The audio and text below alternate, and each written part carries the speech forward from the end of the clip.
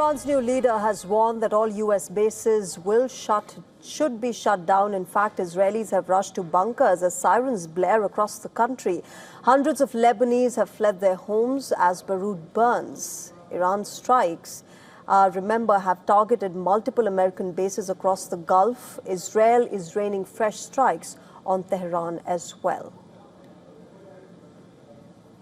This war in West Asia is simply spiraling beyond control. Remember, cluster bombs are raining from the skies. Rockets are being fired in coordinated waves and tensions are exploding. The U.S. President Donald Trump is now turning on against his own advisors, blaming them, particularly those in his cabinet, for the fateful decision that ignited this war today.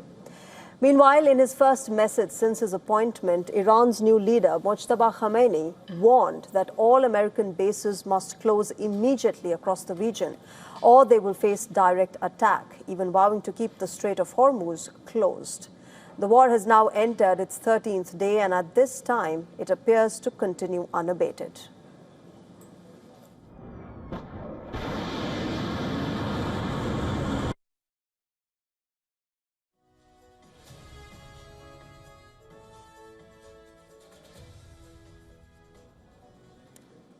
The visuals on your screen show the extent of damage in central Israel following the Iranian strikes. In Tel Aviv, Israelis could be seen taking shelter as sirens sounded in the background.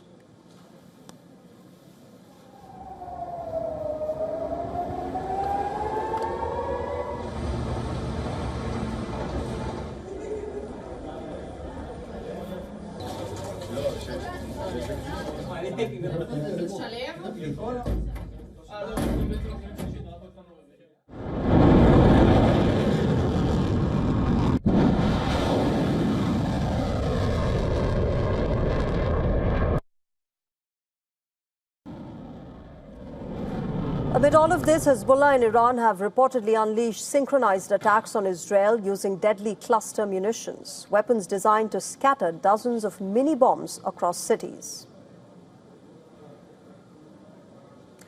And that's not all. Experts say that Hezbollah's rockets and drones are being launched almost simultaneously with Iranian ballistic missiles, creating a combined attack designed to overwhelm Israeli air defenses. Israel has confirmed that Iran has been firing missiles equipped with cluster munition warheads.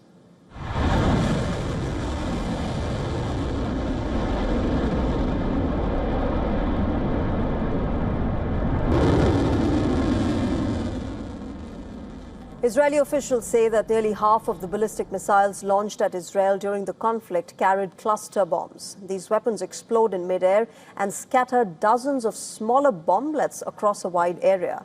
They're extremely difficult to intercept and can strike multiple locations at once, making them particularly lethal. Meanwhile, Hezbollah has intensified its attacks. The group launched a massive overnight barrage of rockets into northern Israel. And just a short while back, Hezbollah said that it targeted Israel's air defense systems near the town of Caesarea, which is home to Prime Minister Benjamin Netanyahu's private residence.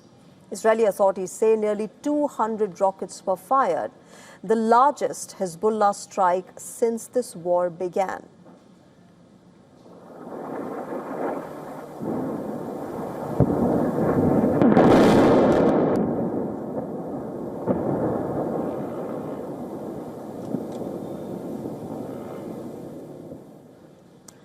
Israel has now ordered its military to expand operations inside Lebanon. Heavy Israeli airstrikes have pounded Beirut's southern suburbs, lighting up the skies and setting buildings on fire.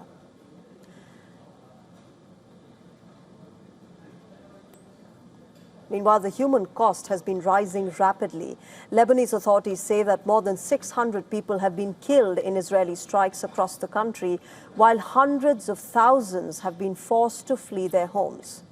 Footage from Beirut shows families gathering along roadsides, carrying mattresses, blankets, and whatever belongings they could save as they search for safety.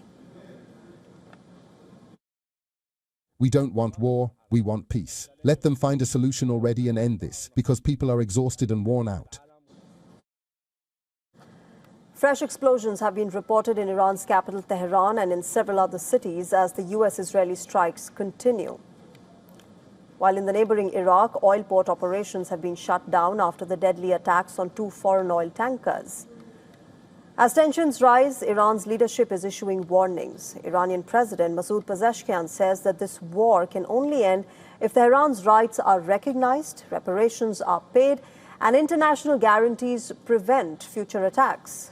Iran's parliament speaker Mohammad Baghir Ghalibaf said that this warning is there that Tehran will abandon all restraint if the United States or Israel attacks Iranian islands in the Gulf.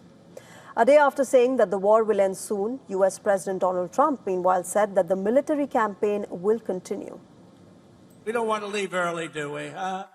We got to finish the job, right?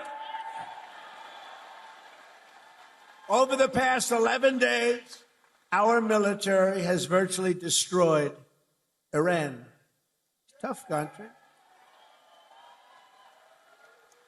Their air force is gone, totally gone.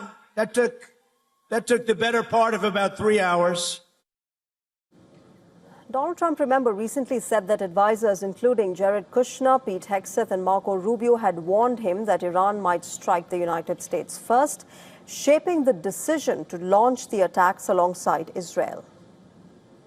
Opinion based on what Steve and Jared and Pete and others were telling me, Marco, so involved, that I thought that they were going to attack us. I thought they would, if we didn't do this at the time we did it, I think they had in mind to attack us. Meanwhile, the Israeli military claims that it has struck a site in Iran linked to nuclear weapons development. The target was the Taliban compound in Parchin, which is southeast of Tehran. According to the United States and the Israeli Defense Forces, this facility was used for advanced explosives testing linked to the covert armored nuclear weapons program. U.S. Central Command has also released visuals showing strikes targeting the Iranian Air Force.